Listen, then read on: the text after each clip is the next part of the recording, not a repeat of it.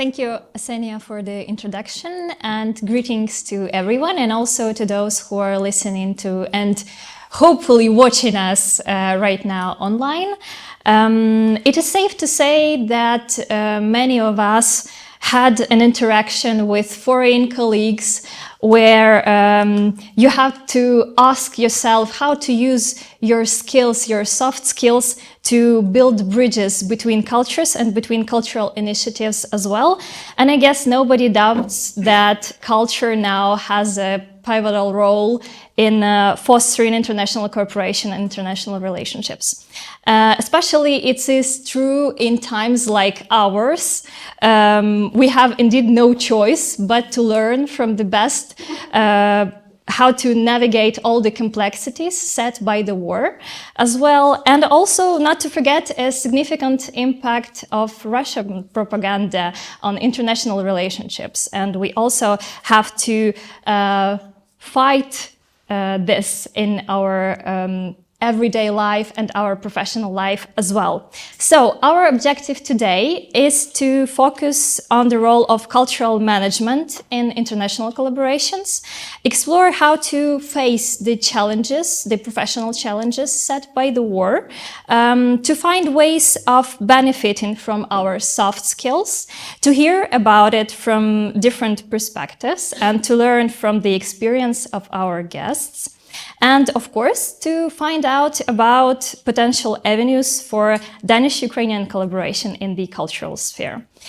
And another technical moment is that we are going to have a Q&A session towards the end. So we're going to have approximately 20 to 25 minutes for your questions. So please don't hesitate to ask our panelists towards the end. We don't have any microphones for you to ask your questions, so just you have to be loud, or I would have to repeat your questions. So yeah, I'm gonna be careful with this, not to mix anything up. So finally, let me to introduce our panelists who kindly agreed to share their vision, wisdom, and time with us today.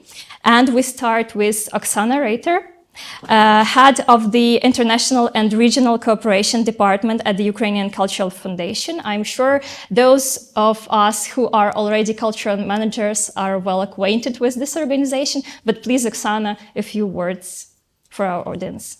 Good evening, everybody. Very glad to see you all here, and happy that our youth wants to discuss such serious topics. Not only something easy, but such serious topics as Russian invasion and everything connected, because we all are now in this situation. So, as for the Ukrainian Cultural Foundation, I'm sure you all know our organization. It was created by a special law of Ukraine. That's why we are slightly independent, but of course we are correlating all of our activities with the Ministry of Culture of Ukraine. We are a budgetary organization. What we do and why we were created to support Ukrainian culture, Ukrainian artists, Ukrainian institutions of art of culture all over the Ukraine through giving grants. We receive money from state budget once per year. We have money in budget. We have our own box in our Ukrainian budget. It was huge enough before war, and now you understand that it is too much reduced. But nevertheless, we're still working. We have programs. We have calls once per year.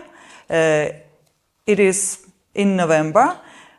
We have 4 or 5 programs, and we have different lots. For example, I don't know, for this year we even had scholarships for renewal of activities of artists who were removed from their places and don't have any possibility to continue their activities. Special for them, we created such scholarships. And we have lots And if you want to realize project, we will speak about it a bit later. Of course, you can open our site, see our programs, and please apply. We will be happy to see you among our applicants.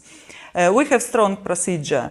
We follow the realization of the project. In the end of the realization, we need to see a product. It can be everything, whatever you want in the sphere of culture.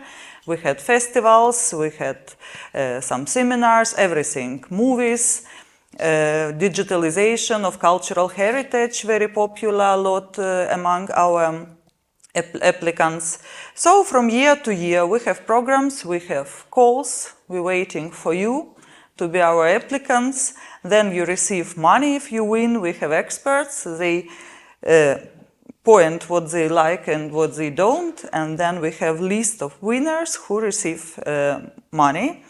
For the projects, more or less it's half a year to realize project, because next year we have next call. This year we tried to have small projects. For realization we have only a month. The call was on May, and in the end of the year we will have results. It's in short. Thank you. Thank you, Oksana.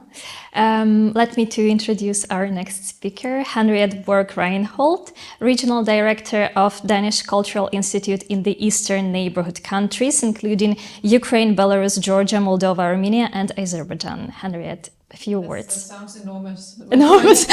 When you say it like that. Yes, hello everyone, and it's absolutely fantastic to be back in Kyiv. As you know, travel is not easy, but we try as Danish Cultural Institute to be here as often as possible. Of course, we have our colleagues on the ground in the Youth House, so we are, of course, in close contact with everyone here. Very, very briefly about the Danish Cultural Institute.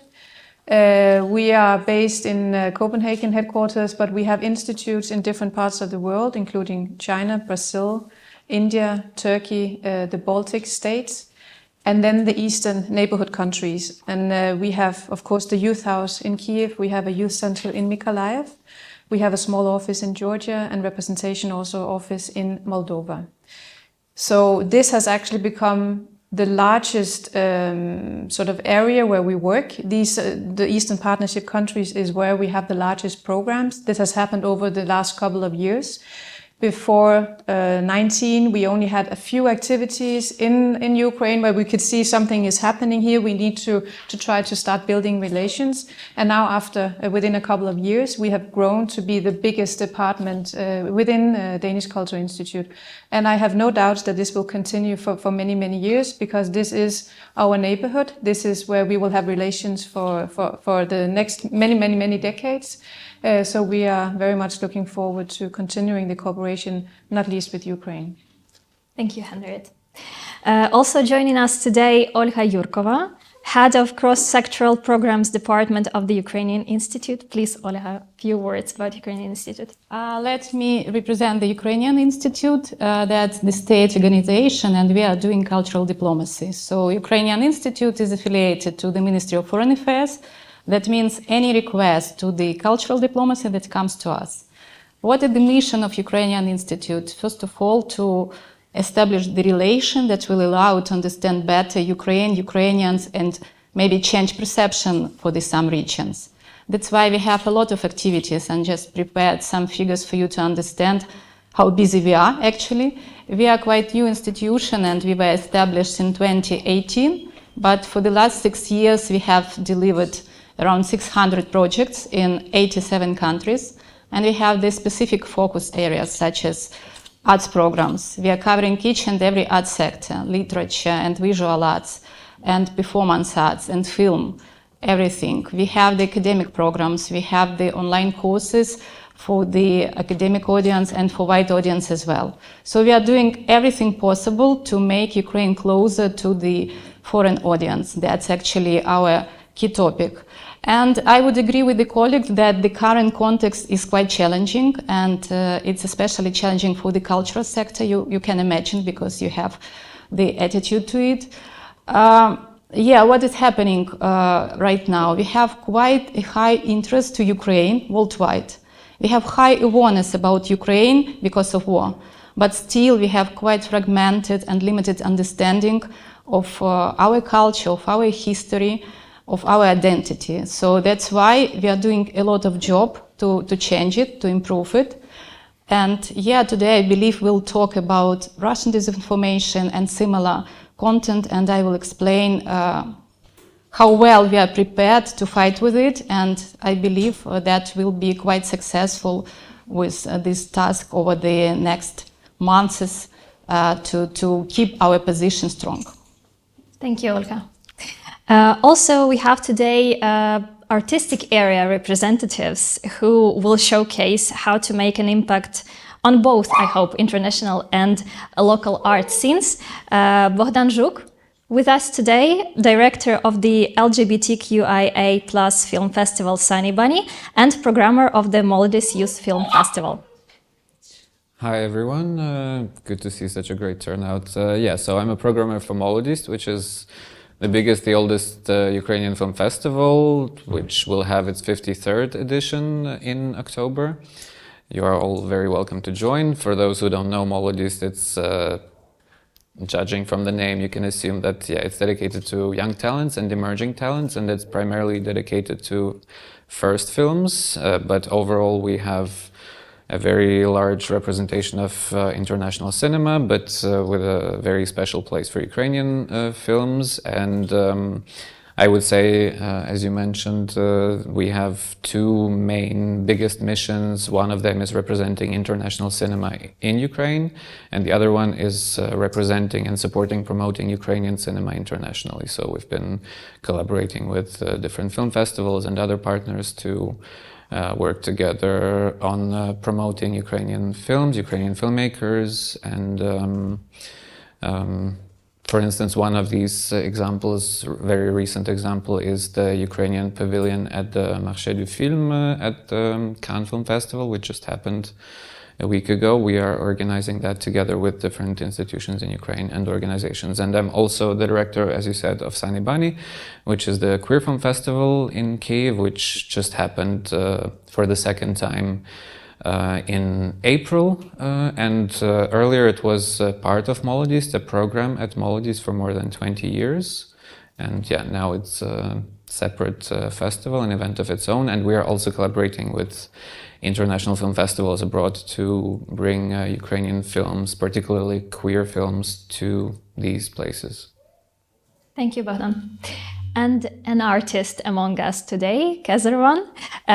By the way, the artworks of Kateryna are on display here in Ukrainian-Danish Youth House. And if Asenia allows, you can all, after our discussion, see them in real life. Kateryna, a few words about your art and what do you represent today? It's a pleasure. First of all, it's a pleasure to see you all here, all the serious faces. Thank you for coming. And I represent here like the activism, the artistic equivalent of activism. I'm sure you've seen some of my works in Kyiv. I go by the pseudonym K1. You could see them. That's the face which has done them, because I paint in balaclava. But I'm not anonymous today, and I think that the thing that I wanted to say here today is that we can make a change. We all can make a change, not in some radical way, not in some vandalist way that I chose as my artistic form of expression, or something like very disturbing or illegal actions, but I think that anyone can make a change and speaking up. And as Katya said, that we could use our voices louder, not just for the Q&A session, but I think that it is good for everyone to speak louder sometimes. And I draw a lot. That's what I do. I draw on the walls, I draw on paper. I'm an artist and I represent artistic way of speaking up today. Thank you. Thank you, Kateryna. And before we start with our questions, let's give our panelists a warm welcome.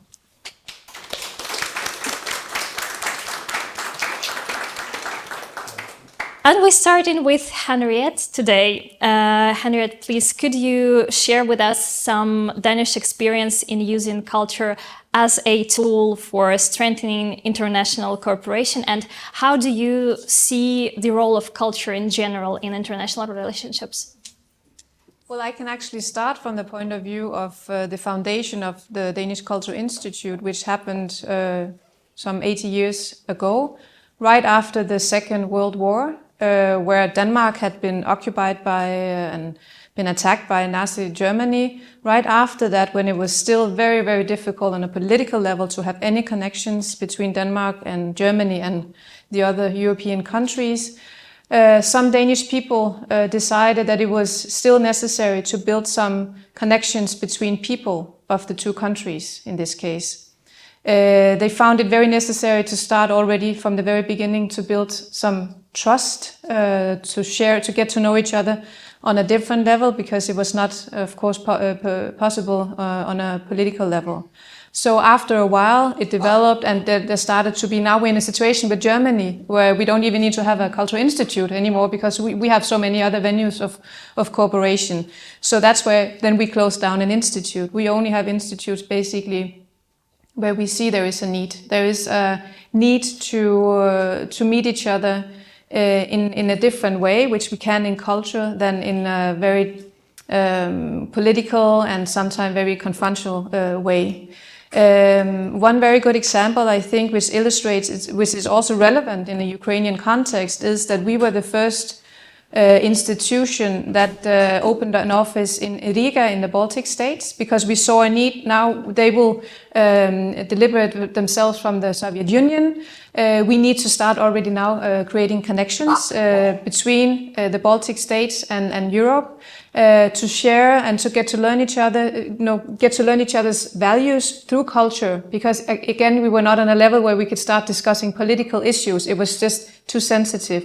So Danish Cultural Institute, which is an independent institution, we were there before the embassies, before the politicians. And just look now, after relatively short time, how integrated they are into EU, because being part of the European family, for example, is about knowing each other's values, actually. And that's what you do when you exchange culture.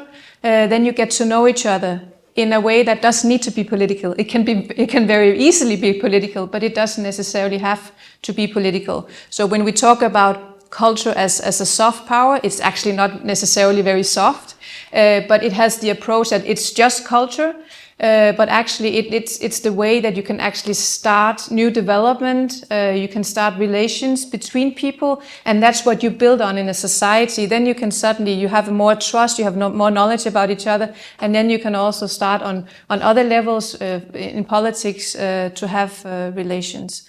So culture is key when we get to know each other, people who we don't know. We have perception about Chinese people perhaps, but we don't really know them, do we? And then we start building some relations, and we find that there are actually some common ground. You can create a space where you can discuss issues that is not possible on a political level. Again, you can discuss gender equality through art, but it's not so controversial. You can just open up and make it more neutral, and then you can start discussing values and fundamental rights in society. So it's absolutely key.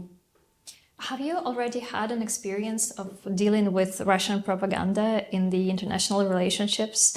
Like when or if you realize, for example, that one of your potential colleague or an organization you're building bridges with are falling into the trap of Russian propaganda, what do you do? How do you use soft skills to deal with it? Well, we are actually, very concretely, if we talk about, I have a concrete example actually that is not related to specifically Danish Cultural Institute, but another Danish partner that we cooperate very closely with. They found out that their partner organization actually participated in an event in Sochi where they were invited, and they immediately afterwards stopped relationships. I think in a European context, if you realize that is you're partnering with an organization that doesn't distance itself from Russia, and then the tendency is that you stop all cooperation, and that's also exactly what the Danish Cultural Institute did. like the hour after the full-scale invasion, we stopped all activities in St. Petersburg. We have nothing going on in Russia at all, and then there will not be anything for, I can not even imagine at the moment if that's going to be possible at some point.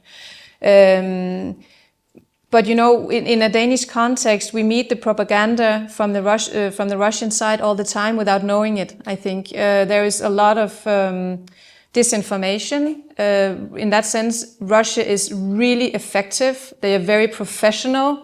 Well, sometimes, or at least efficient. They are very.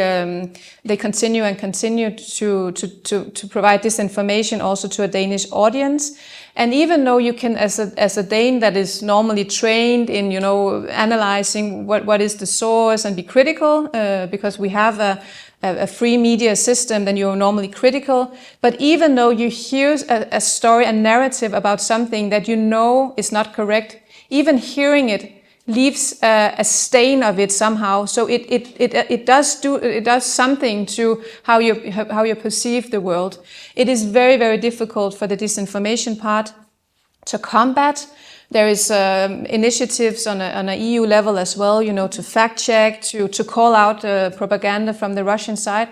But it continues, and it's a huge task to keep up with the type of propaganda that comes from Russia.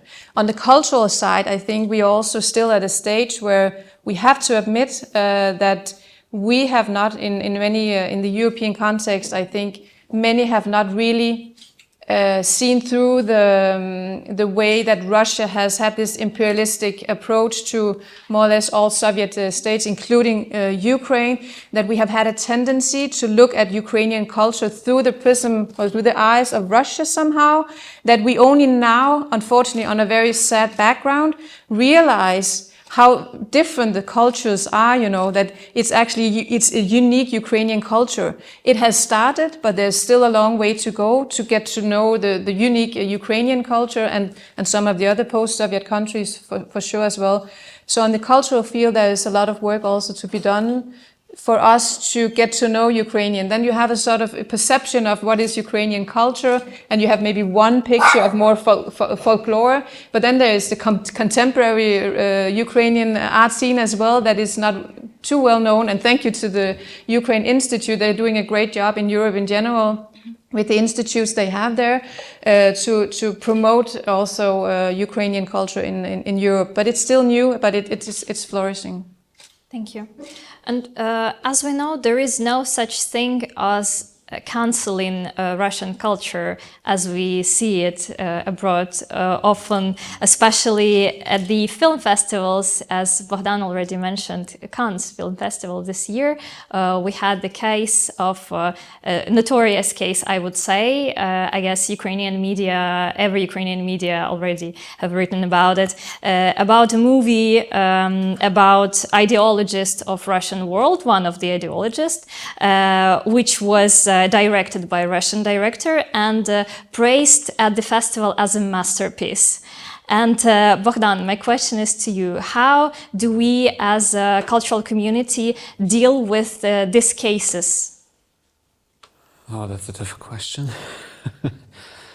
I mean, talking about Cannes, I mean, it's France, and France is a very special case, let's say, because the Russian connections in France are very, very extremely deep, and some of the people I know in the film industry and some of the companies that I know and work with in the film industry are keen to maybe not cancel, but not work with Russians, or at least change the way they are operating.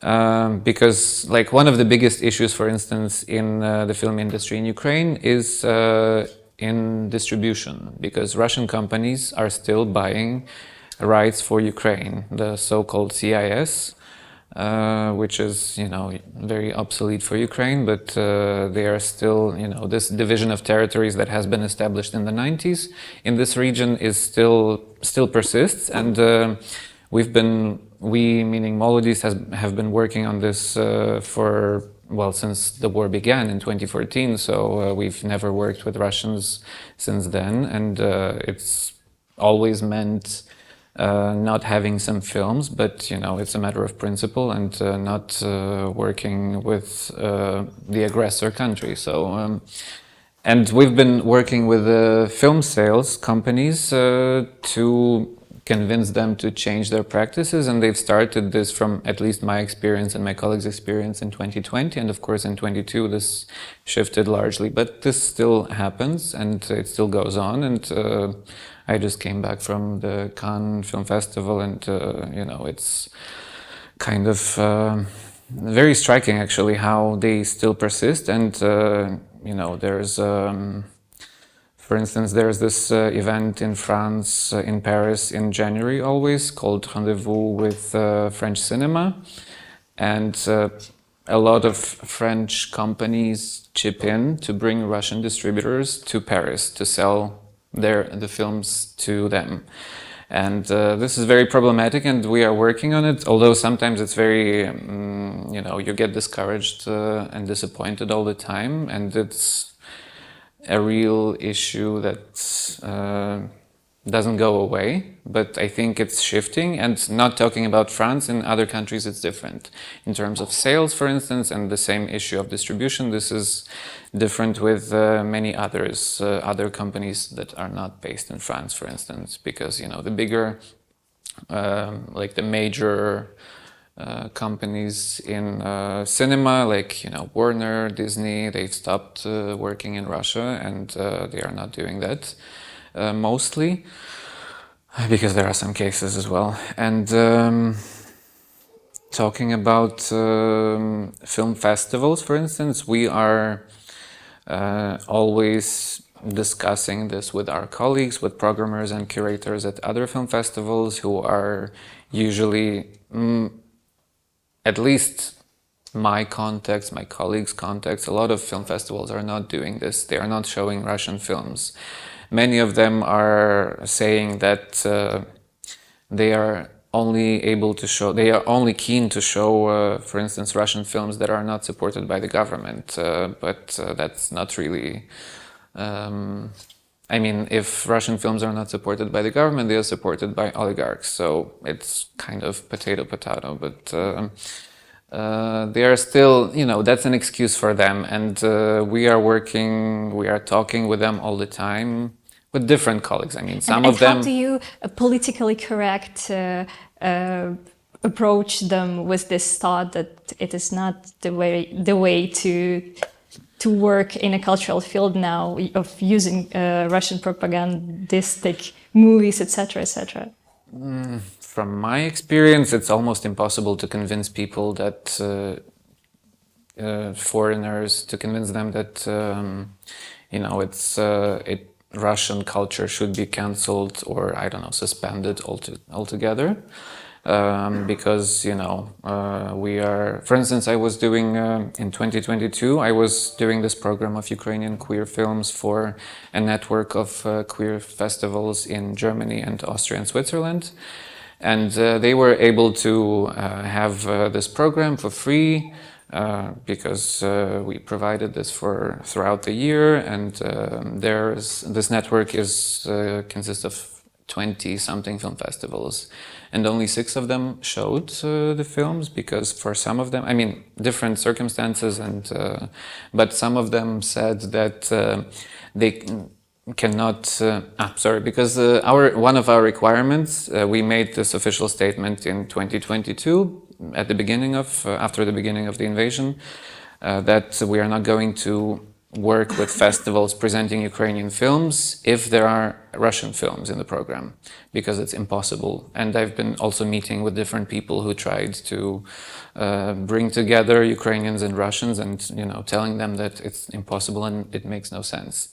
And so this was a requirement with this program as well, and some of the festivals said that it's impossible for them. It's a principle of discrimination, anti-discrimination, that they hold up, and so for them it's a national discrimination. And even the arguments that genocide of Ukrainians based on their nationality, national identity, and is happening, and this is our reaction to it, didn't work.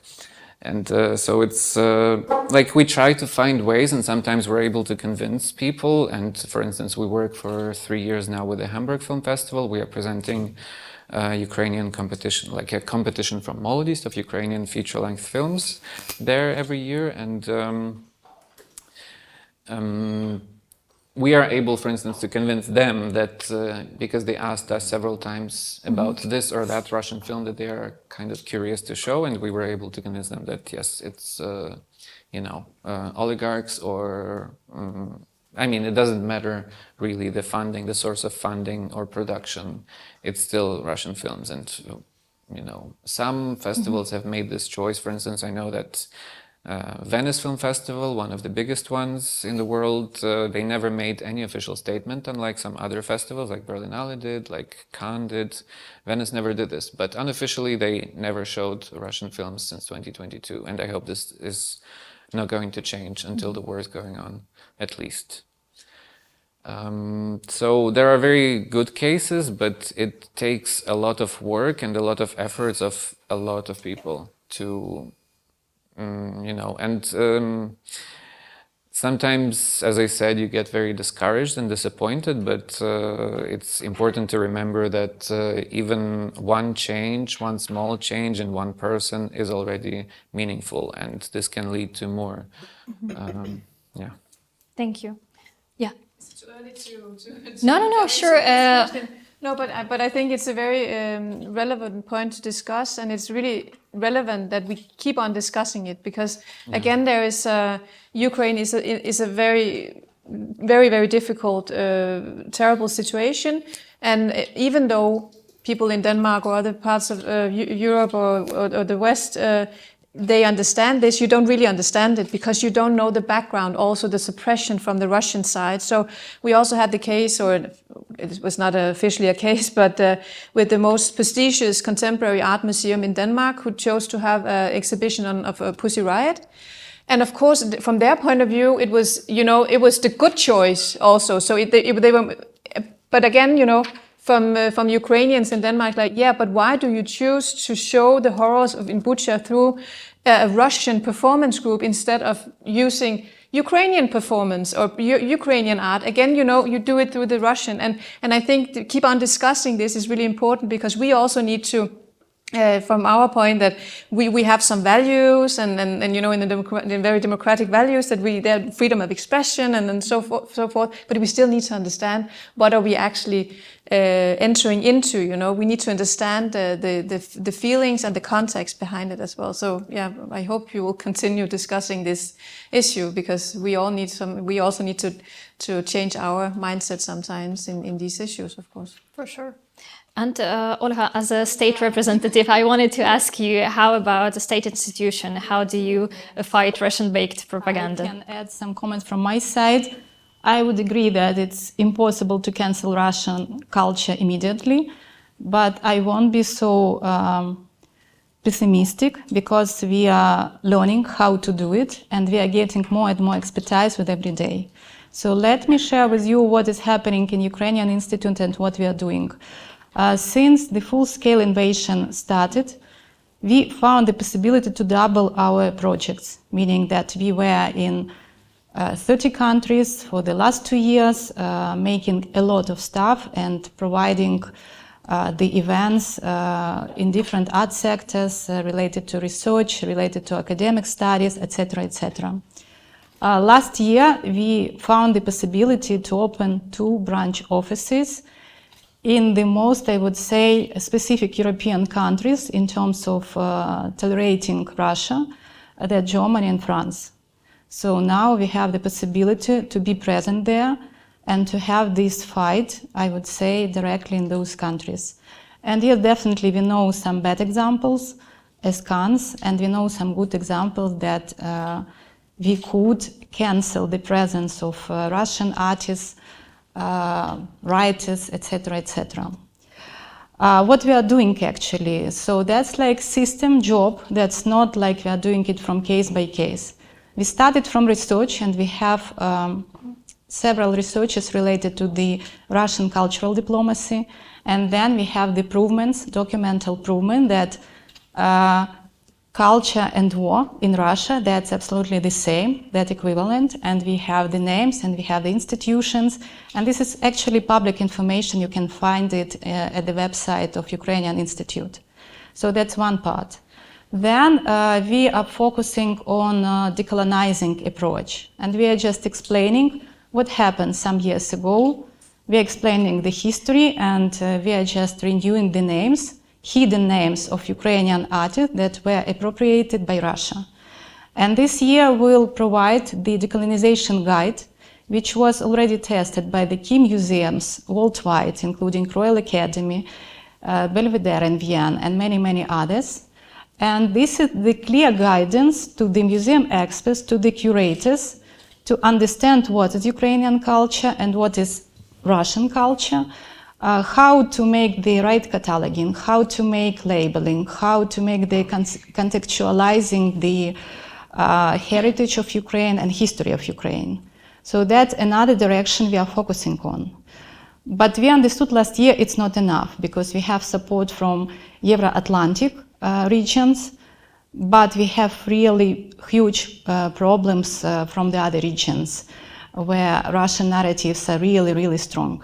And starting from last year, we started focusing on the new geography. Few countries in Africa, in Asia, and also what we started to do, Latin America, that's actually Brazil and Argentina. And as you can imagine, that's quite different stories. So what was working in Denmark or in France or in Germany doesn't work in India, for instance. So that's again huge research on our side to understand what will be interesting for those countries to understand us, to explain what is Ukraine, what is Ukrainian nation, identity, through the optics and prism of Russian narratives. That's a big job. This is complicated, but I will say that we are already there and we are doing it. Another subject that we are doing, and actually your institution here, I mean the Youth Center is doing something similar, that the program of study visits to Ukraine. And we are doing it not for youth only, but we are doing it for opinion leaders from different countries. That's the program for writers, for journalists, I would say cultural activists, curators, artists, for the people who have the impact on their home countries. They're coming to Ukraine not only to see Ukraine in war, but to better understand what is happening, to see the civil activity, to understand our culture, to have the discussions with different experts and professionals. And that works amazing, I would say, because a week ago we had a delegation from Poland, and on the second day they changed their perception and they changed their understanding and expectations of Ukraine. And now we see the articles they are writing. Still, definitely, they have their own position in many subjects, but we see the difference. So maybe these are small steps, but we should start with something. And I believe we have the possibility to fight with those narratives and to be successful at the end. But we all together can do something for it. So you can talk to your friends, foreigners. Somebody can come here, somebody not because of security reasons, but still, as much as we'll share, then better the people will understand what is happening and what is actually Ukraine at the end. So that's the position of our institution. Mm-hmm. Thank you, Olga. Oksana, I wanted to ask you if Ukrainian Cultural Foundation has any programs, special programs to encourage young people to fight Russian propaganda, or to, on the contrary, to embrace Ukrainian culture for the foreign audiences? Not directly to fight, but if you want to fight, we will support, of course, because we want to fight. No problem with that. What I want to say, firstly, to understand that if compare with Ukrainian Institute, we work mostly inside the country, and we support Ukrainian artists inside the country who are here, who didn't go somewhere abroad, who are not afraid and who are trying somehow to do and to develop Ukrainian culture. To fight Russian culture, we need to develop Ukrainian culture, and we are trying to do this inside the country. We have programs, regions of Ukraine. We have programs supporting the renovation of activities, as I told you, scholarships, and also the program for cultural institutions to renovate the activities. If to speak about international cooperation, of course, if I am head of international department, we have international cooperation. We are the members of 5 organizations in the sphere of culture, and we are trying to participate. Of course, we cannot go every time to participate, unfortunately, but we're trying to do it online. We try to participate, for example, in November we had Florence Festival, a very huge and perfect event from different countries, taken some regions, and people who present these countries, and they present regions and culture of this region and traditions and meals, and we were choosing something, prepared presentation. I think it was nice, I don't know, but I think so. Explained about Ukraine, what is this country, what regions do we have, and where do we live, and how do we live. As for these organizations, I can tell you, as a former state servant in several ministries, I was also dealing with international cooperation. It is very difficult to fight with Russians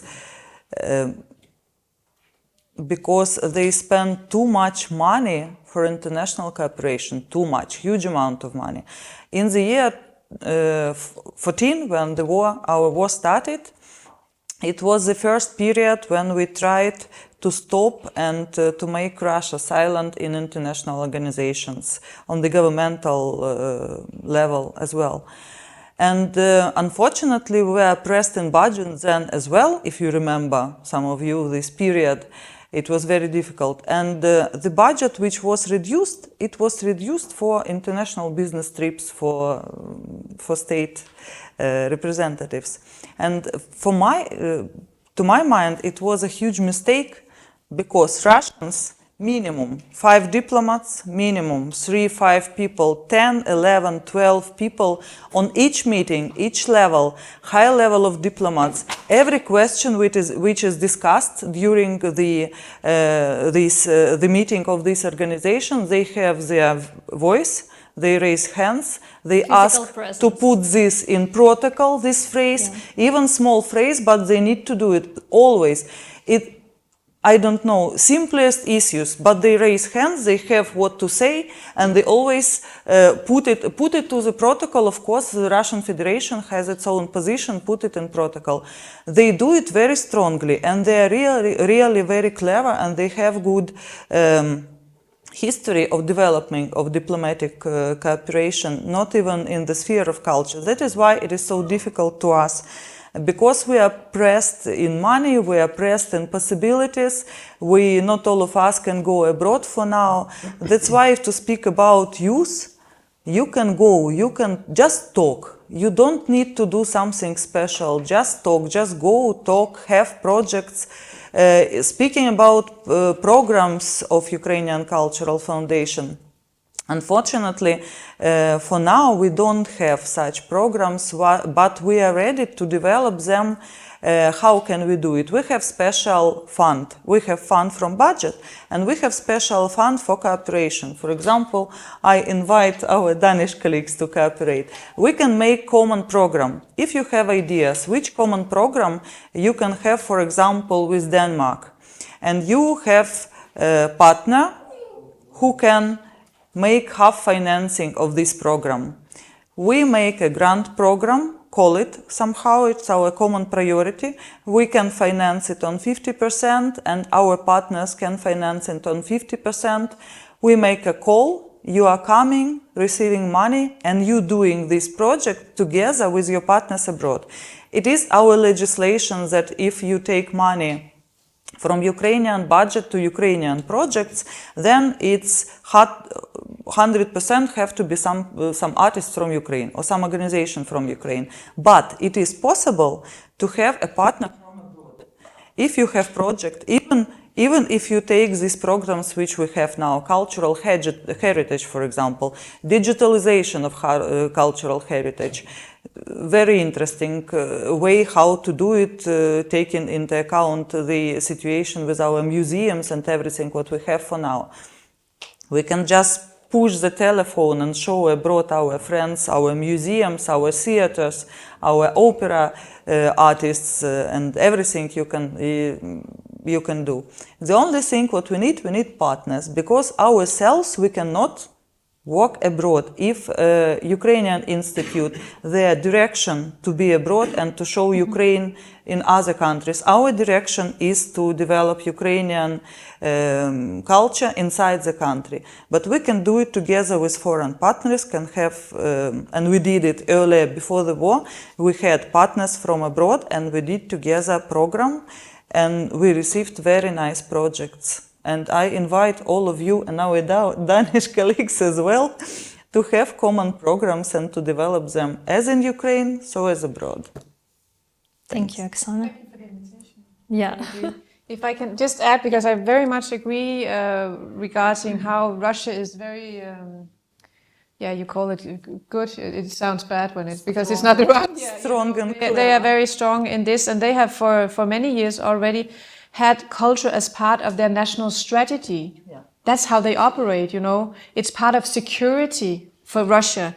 And we have not in Europe, US, the rest of the Western Europe and USA, or United States, and NATO, we have not yet realized how Russia really uses culture as a way of changing narratives, you know, and how it is part of their security strategy.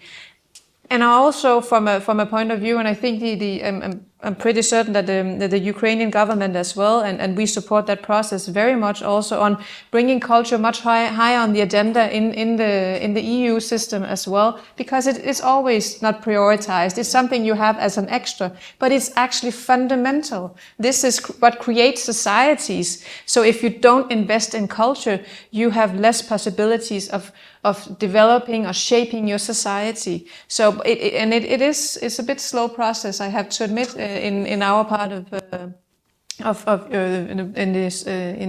EU specifically. I think it is getting there, and also first time in a national security strategy, actually in Denmark, the last one. It is specifically mentioning culture as the first time. So it is starting to be something, and Ukraine and Georgia, by the way, in that national strategy, just for you to know. So I think something is changing, that we need to understand how powerful culture is. It's not a soft power. Yeah. There is also a strong impact still, unfortunately, of our post-Soviet past. Have you acquainted with this problem? And have you dealt with it already? Well, depending on who you are, if it's me personally, I think what I mentioned a bit before is that we have had the tendency in our part of the world to see it more as, you know, as a whole, you know, not really seeing the nuances in the Soviet Union as much, because Russia has been so dominating. So it's definitely something that we are only now starting to realize and to single out the different unique cultures and countries. So it's definitely part of how we perceive unfortunately, this part of the world.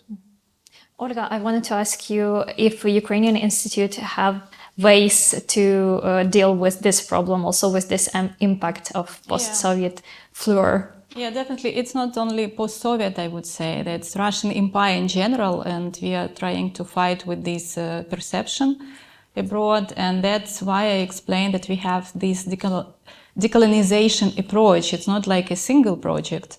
That approach that we're explaining to different stakeholders, to museum experts, to the cultural managers worldwide, to the journalists again, because that's much more than culture only.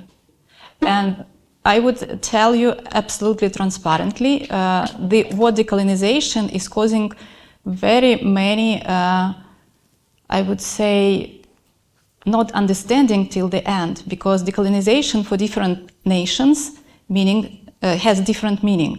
So, for instance, in Global South, they can't understand how white people can be colonized. So that's why we are doing this decolonization guide, to explain these particularities of our situation, of our historical narratives, and what happened between Ukraine and Russia. And it didn't happen on the 24th of February 2022. It happened many, many years ago, hundreds of years ago. And that's why we are putting a lot of efforts and focus to make this explanation not just for one conference, but to make it in written and provide it to the academic audience, and to make these narratives part of art history, to explain where is the actual position and place of Ukraine. So that's really important, and we are working on it. Thank you. Kateryna, I wanted to ask you to share a little bit with fellow artists, because probably we have some in the audience today. How do you make Ukrainian art visible now? Oh yeah, that's a good question, because I forgot to mention that I curate a gallery actually, and yeah, okay, I'm doing all about joyous stuff. I wanted to talk like, yeah, I'm drawing on the walls. But yeah, sorry. Yeah, I actually create a gallery that's called Flowerbed Gallery. And, you know, it's a matter of getting into an artist's world. An artist who doesn't show himself or herself, as for me, is not an artist. Because an artist should like participate. An artist has like responsibility for the cultural impact of any work, and an artist should show. And we in Flowerbed, and me as a curator, and as an artist myself, as a diffusion between like curating and making art, I know the pains of the artists. And I know that artists are afraid sometimes. Artists are getting like bumped out of some more institutionalized, some institutionalized areas of culture. And I think that the indie way, the independent way, is for artists to go to a small artist should visit a small gallery, as for me. Like, we grow this community together. Artists grow together, curators grow together, because I started out as an artist. And I knew when I was like sending a lot of emails, I don't want to talk like success now, you know, with all that graphs and all this kind of stuff. But when I just started showing out, like showing up, and getting my works hanging, mounted on the walls, like of the local cafes or anything like that, and then I started like my own curating project.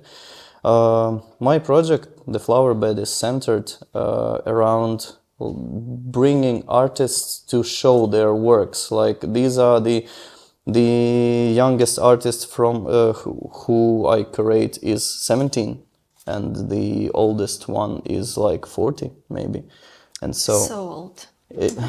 No, not like really old, but ancient. Sorry. Exactly. Yeah, but as for me, like getting in touch with all the independent artists is really important, and the most important matter is not to stop, really, because when I was just starting out as an artist, I tried to mount my drawings on the walls of the most like established galleries with the all kinds of snobbish stuff, you know, going on.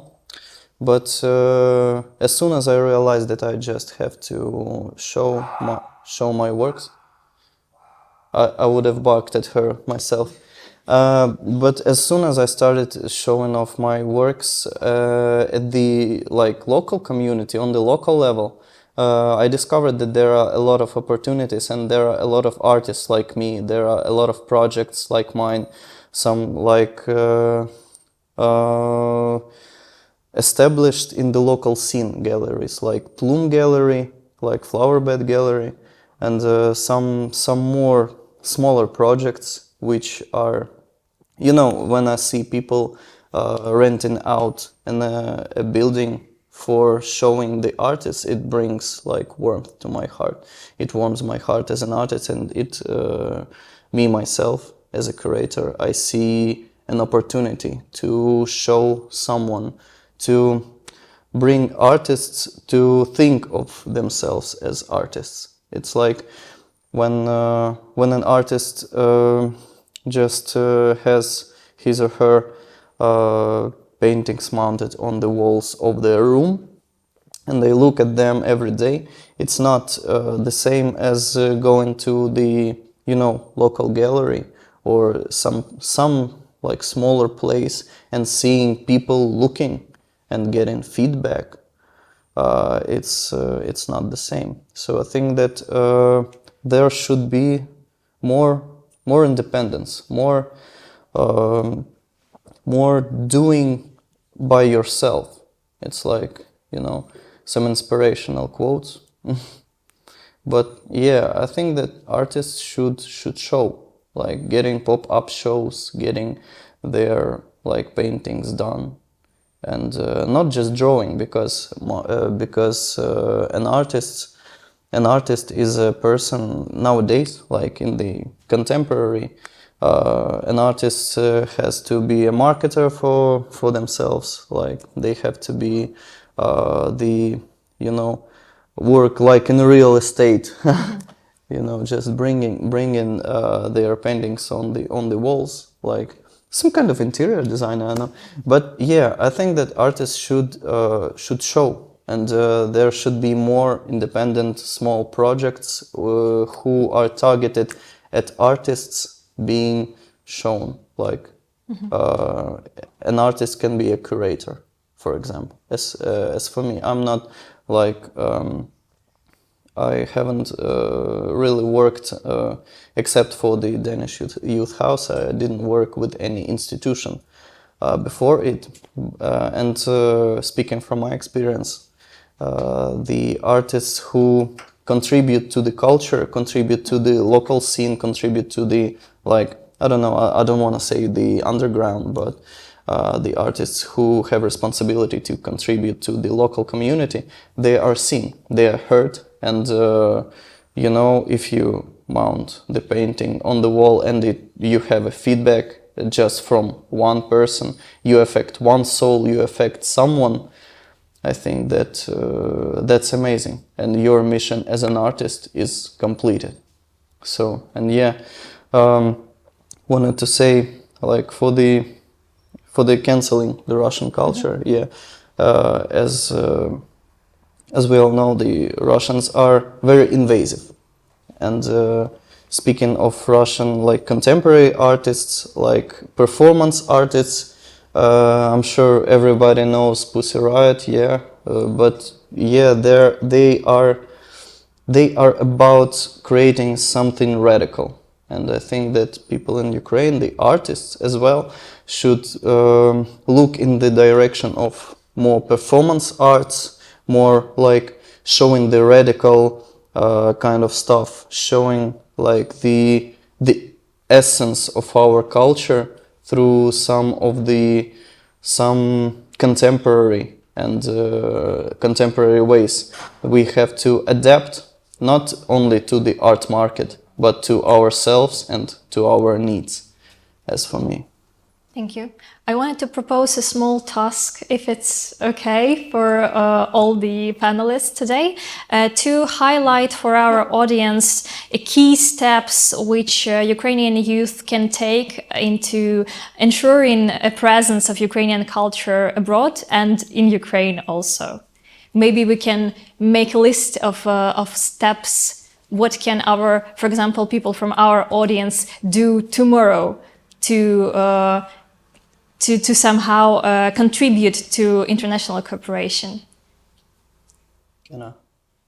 Can I? Yeah, I have the first point. Yeah, sure. I had a beautiful, really beautiful case of working with people abroad, with artists abroad. It's just collaborating with them.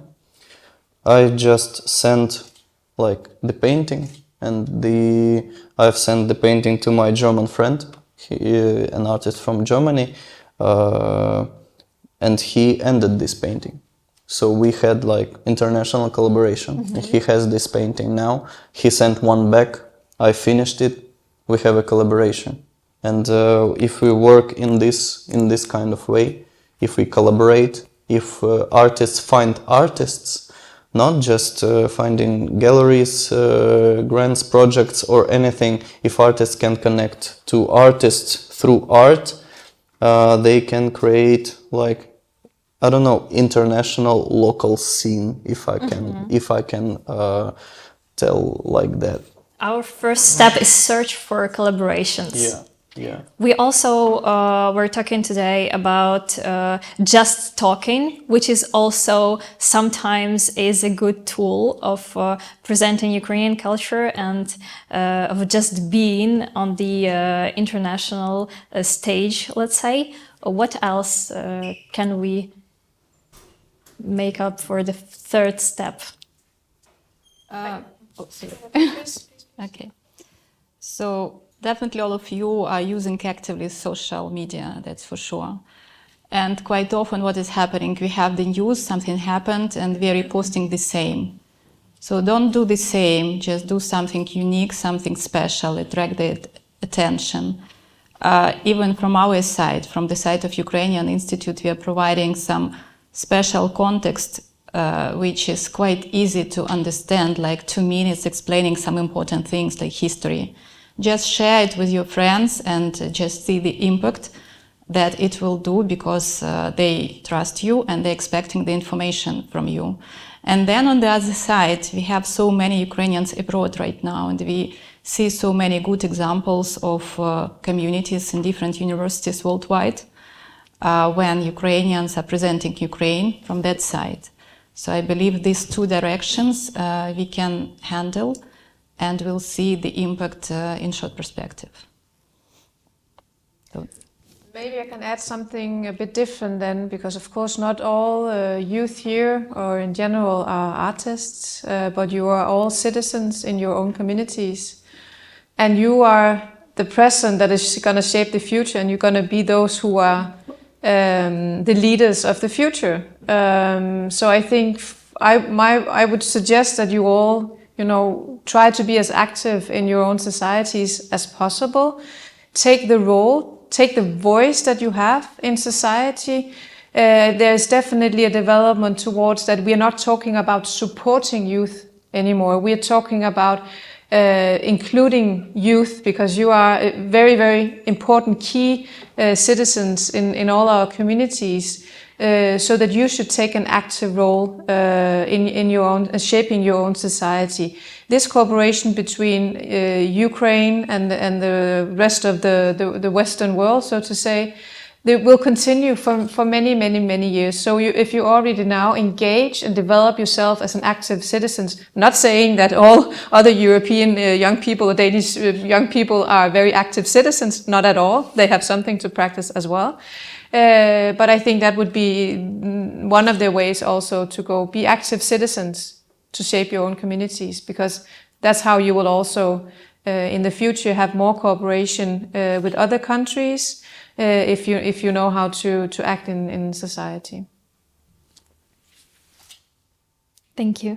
And as we are approaching towards the end of our discussion part, only discussion part, I would like to ask Henriette about future perspectives of cooperation, Danish-Ukrainian cooperation in cultural sphere. Well, I think we have a very unique program here with the Youth House, I have to say, and we are at Danish Cultural Institute already considering exporting sort of the model, the concept to other countries in the region.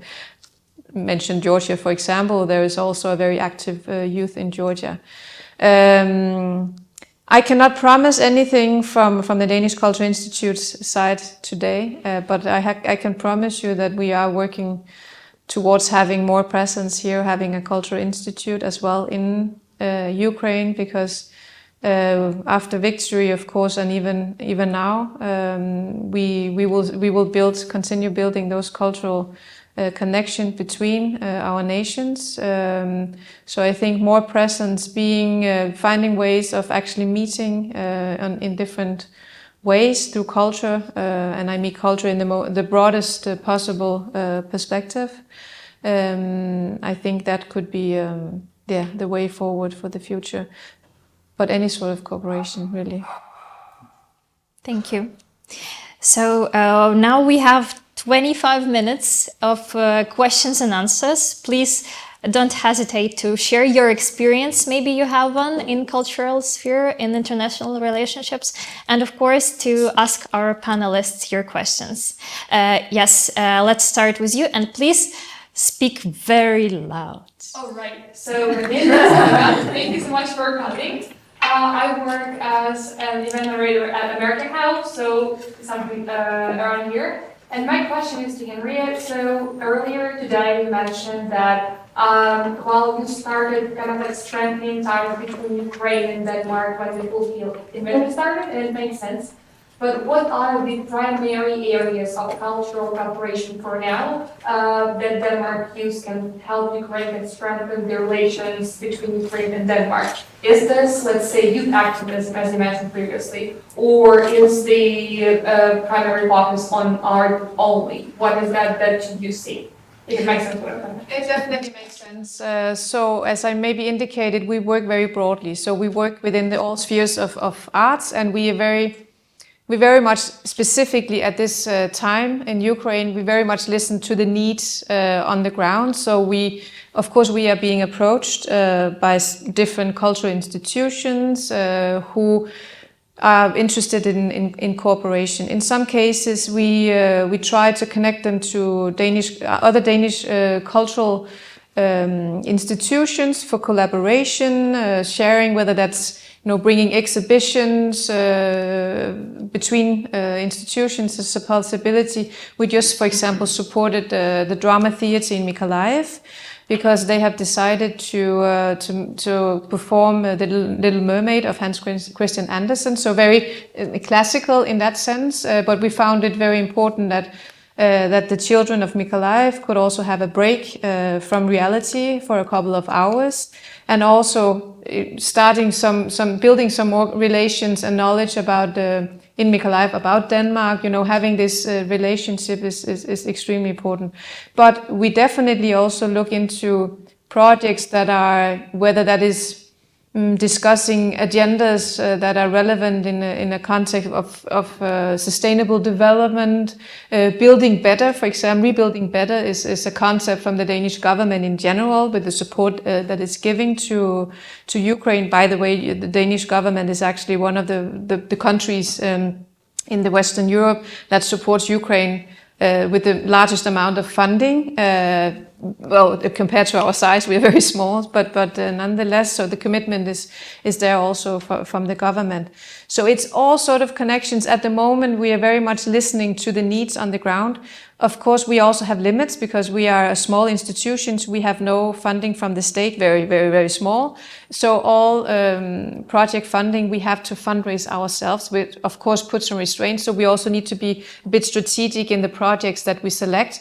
We do have some funding mechanisms also funded by the Ministry of Foreign Affairs, but that we manage for the 6 countries, where also cultural institutions can apply for funding, whether that be in cooperation with a Danish partner, not necessarily anymore, can also be something that is needed here and now for a cultural institution in Ukraine. So it's really everything. It's not limited to anything, only the financial part, basically. Yeah. Thank you for your question. Yes, please. Right, so this question is probably for all the panelists from Ukraine. So what do you think we should do to lessen the consumption of Russian cultural products that Ukrainians still consume? by cultural product, I mean films, music, art, performances, and books, and all stuff like that. Because Russia knows very well that culture is a weapon that's used to conquer, and I know that some Ukrainians don't understand that. And what should we do to combat this situation? So I just repeat for our audience online. The question was how to lessen Russian presence in the cultural projects in Ukraine, which is still resists. No.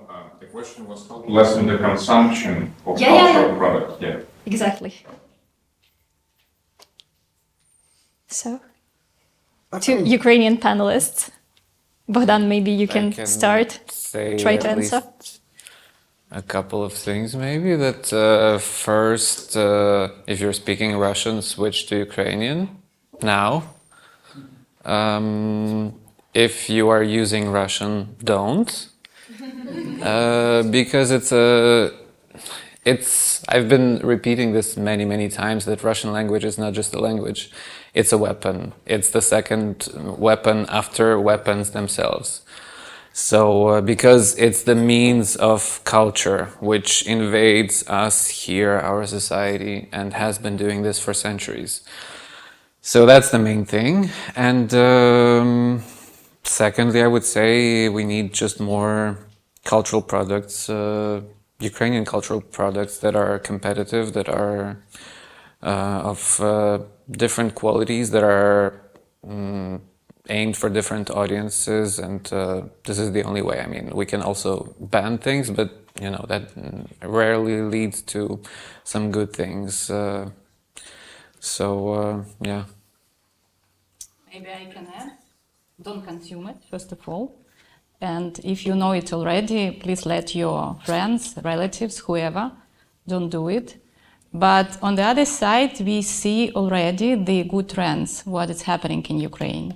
So during the full-scale war, we produced 600 new performances for theater. We see the queues everywhere, to Philharmonic, to all the theaters, to book arsenal, etc. In accordance with the statistics from Ukrainian Book Institute, so the reading skills, not skills, but actually the reading itself doubled for the last 2 years. Maybe because we don't have light from time to time, but still. So I believe that this good trend is happening. So we do not consume, some of us, Russian content, and we are trying to make more and more Ukrainian content.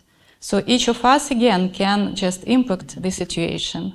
So start from you, your friends, and your family, and then you will see the impact. So otherwise, I don't believe it can work anyhow.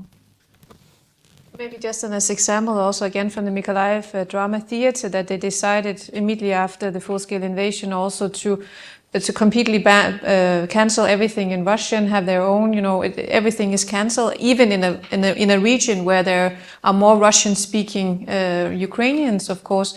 But it was decided and no discussion whatsoever. So of course that is an important thing also for the cultural institutions to do. And then I have a question actually that maybe you can also help answering. I have the assumption that with the young generation, those under 30 or younger, would it be easier for them to cancel everything Russian because they have lived in a slightly less oppressive from Russia time still, they don't have the nostalgic Soviet perception perhaps. Is it easier with the youth? Will it over a generation, will it automatically also improve radically? As for me, I think that the thing the youth should do, like it could be like, I don't know, painful for someone, but I think that youth should ban and cancel the biggest Russian influences, because there are a lot of things that are connected to memes, to internet culture, and to anything like that. And I think that not just small indie artists or small or some of the like, you know, cringe Russian rappers should be banned, but I think that we should start with the Dostoevsky, and it was everyone from the from youth. We learned him at school, and we should ban the Nutcracker, and we should ban the biggest things, the biggest and some things are neutral, like the Nutcracker. Like we can say, oh yeah, Tchaikovsky didn't say anything bad about Ukraine. He wasn't a nationalist, like he wasn't a Russian propagandist, because he lived like 100 years ago or so, or like 150. I don't remember honestly, but he didn't say like anything bad about Ukraine. But yeah, he's Russian and he's influencing us, and we should ban and cancel these things as youth. We should ban like consumption of the Russian memes. We should ban the consumption of Russian anything that is connected to Russian content. Like when we are scrolling through TikTok, we should like tick the I'm not interested in this content. I'm not interested in Russian bloggers, even though they fled, even though they like have the all this anti-war and all this stuff. We should like ban them from our everyday life. That's the thing about the youth. One thing is the Soviet things that are not relatable to us getting cancelled, and we don't really care. Like it doesn't affect us. Yeah, we can cancel them. We won't talk about the ice cream or anything. We won't talk about the how it was back in the day, how everyone was friendly. But we should cancel our part that is connected to us, that is like tailored specifically for the youth, like memes, like some content from social media, some of the cultural like very big things like Tchaikovsky, like classical music, and things that we have been consuming since, I don't know, there are really some, to be honest, I've met some people that were like 14th year striked, and they completely changed to Ukrainian language. And yeah, I've met some of the representatives of the youth that were like that, and they are like that. But a lot of people, as Bohdan said, are talking in Russian. We don't have to do this. We should really move on and ban and cancel those things that are tailored for us, because there are like, I'm a marketer. As my primary education is marketing, and I see the subtle signs, like the subtle psychological signs in everything that is in Russian content. They are showing like, you know, they can show the interior design, and they are speaking Russian, and you can see the sea in the background. What's the sea in Russian? That's the Black Sea, our sea. And that's the narrative that makes our neurons connect on the level that they have the sea and it's Russian. Yeah, we don't really like, we don't shape our sentences in our mind like that. But on the subtle level, on the subconscious level, anything affects our psychic, our mental state.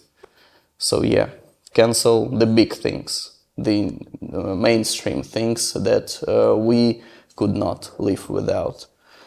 And also I wanted to add to answering to your question about, is it easier for young people to, to promote Ukrainian culture instead of post-Soviet, or to fight Russian influence? I guess it runs in a family mostly, because this is what you see. If the family, for example, of the kids speaks Russia, Russian, then obviously the kid gonna pick up the same language as their mother tongue.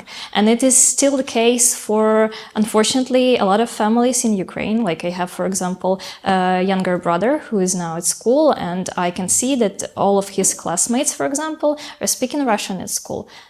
So that's what we still have, and that's what we still have to fight. And I guess we also need not only to work with our youth, but also to work with parents and with young parents at the first place, just to have this understanding that that's what you're passing to the next generation, and that's what are you building on the country.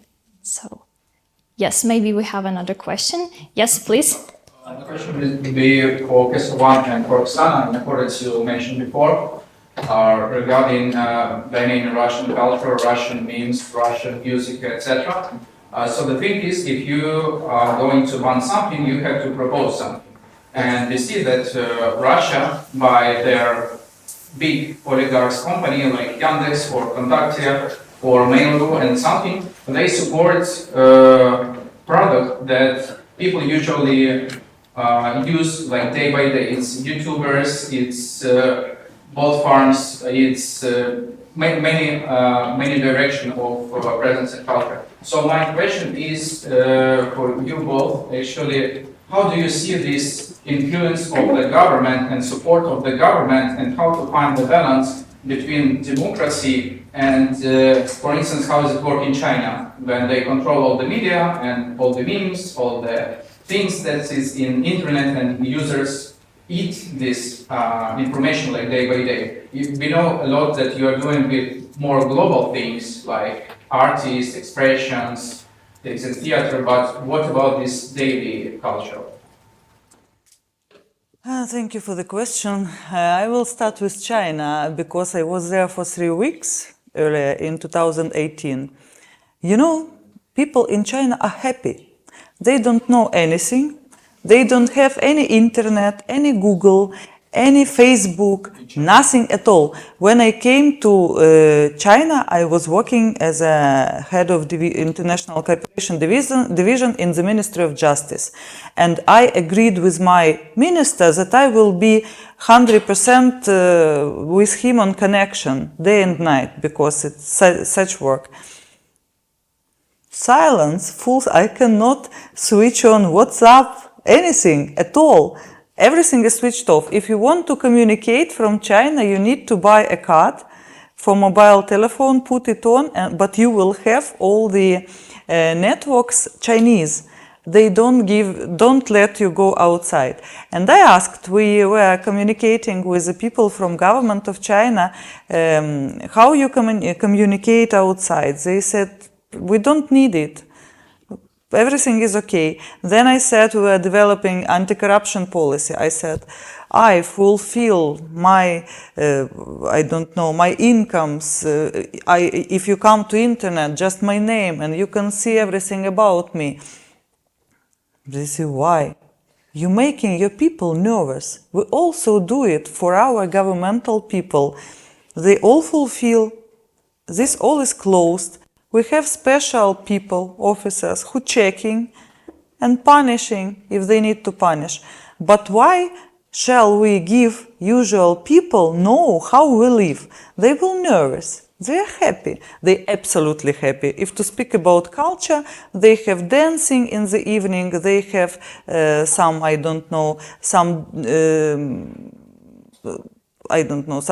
walking in the parks and everything with music. And they don't nervous. They love their government. They repeat words of their government, and everything is very nice in China for these people. Answering to the previous question, what I wanted to say, don't cancel everything. Just be critical. Study and try to be critical to every statement. He is saying cancel everything. Think about it. And have your own ideas on what people say, what Russian propaganda says, what, what in Russian film you see something, you can see these films, of course, you cannot just switch it off, maybe it is interesting, but analyze criticize. And if you teach yourself and your children to criticize all the statements of all the government people and everybody, you will be happy and you will understand where are you in Ukraine or in other country. Because me, for example, I am Russian-speaking person because I'm from Soviet Union. This is post-Soviet impact on myself. But for 20 years in international cooperation, I did so much for my country, I think so. I'm closely connected with European integration. I was totally in negotiations of association agreement. But I'm speaking Russian, but I love my country. I know Ukrainian. I understand that every person has to know language of your country. I'm trying not to speak Russian as less as possible. But I think in Russian it is difficult to take it away from my mind because I was born. This is the language of my mother, unfortunately. And some assholes use this language and they now go to my country and fighting. And my mother is not guilty because of that. But she was speaking and she is speaking Russian. What can I do with that? I'm trying, but totally I cannot. That's why I am telling, criticize, try to criticize everything what you have. Thank you. Sorry for a long speech. This is a very painful topic for me and for my parents also. Mm-hmm. But actually, the question was about the influence of government as an agencies or as a cultural institution or something that are creating or help or funding Ukrainian artists that are doing this daily stuff. I answered you on the examples of China and find the difference in Ukraine. You can think here, you can hear everything in Google, everywhere, and you can think about it. Government cannot cancel everything. Then we will have China. Then we will have China. We don't want to live in... China is perfect country, very beautiful, kind people. I love it very much. But from the political point of view and from the point of view of every person like a personality, we want to be persons, every one of us, of you sitting here, while you're thinking about that. Government cannot cancel everything. It will be not democracy, I don't know how to call it then. It's and up this is to the question: you. how to balance it between between being a democratic state and at the same time how to minimize this impact of grow your Russian culture. propaganda. It's my statement to our government. Grow your culture, spend much more money to culture, to education, to Ukrainian products, cultural products. Develop this. If we will have too much of this, we will not listen to Russians. That's all. I very much agree. I'm struggling with myself also on the TikTok again, China. Very smart, influencing especially children and young people in other parts. Well, every other country than China, basically. But could we cancel TikTok or prohibit TikTok in Denmark? No, we can't, because then we can't be a democracy. What we can is to teach our children how to be critical towards what they see. It's a huge task. It would be much easier just to say, we just closed TikTok, but then we can't claim to be a democracy. So that's extra work. It's very difficult to be a democracy, I have to say. Yeah. But it requires a lot of work. But it's worth it, because we wouldn't want to live in China. Yeah. Thank you for your question. Let it be the last question for today, because we have only a few minutes. Yes, please. Hi, my name is Svetlana. I come from a charitable organization from Ukraine, which specializes on youth, which was insulted by Russian terrorism. For example, full-scale war, which is the latest example. Actually, and my question is primarily to Henriette. So, is it possible to find and share cultureship with our Danish colleagues, maybe? To share maybe some kind of a mentorship or so on. So is it rather possible to find communications with Danish colleagues and speakers or sponsors in order to share our cultureship with other nationalities? I I would, as I'm not working here on a daily basis, I would definitely advise you to reach out to the people working at the youth house. There are so many different ways of being part of exchange programs, a discussion, workshops here. Yes. So first of all, check the website. Everything is there on how can you be part of, you know, whether that being a training, workshop, something. If you need to have connections to Denmark, they can also assist you. There are different programs. So I would, yeah. Okay, thank you. We'll start. I hope you do. Yes, okay. The last question. I wanted to answer you about, you said about working with parents. I think that it's not the main problem, and institutions influence older people. But youth is from one side like group who can change the collective like paradigm, and they can go against their parents, and it's a great potential, but it's really I don't know, institutions are too maybe slow, not so flexible to check the current trends, and like a grant program for rap festival could make no impact if it will be made by some clique, specific, not super trendy guys. One example. It was a battle with fashion designers, then Vazalia, Balenciaga, and a bit more. Now that Virgil Abloh and Gosha Rubchinsky. And Demna made statements about Ukraine, and Gosha Rubchinsky failed because of other scandals with pedophilia, etc. And like it's also the channel of influence. Yeah, and I would like I could say institutions maybe it would be good to have an expertise about the current youth culture situation in Ukraine and abroad. To adapt to modern challenges and to adapt to modern youth. Yes, thank you. It's easy to check, but almost impossible to explain in numbers. Yes. Thank you so much, and thanks to our panelists and to you all, and also to our audience online for listening and watching us today. And thank you for your insightful contributions today. And I hope that we all shared some ideas. Maybe some of us got home inspired today, and maybe inspired for something like new, not only ideas but cooperations even. And of course you can reach out to our speakers after our discussion is finished. And be safe, guys, and have a great evening, and let's applaud.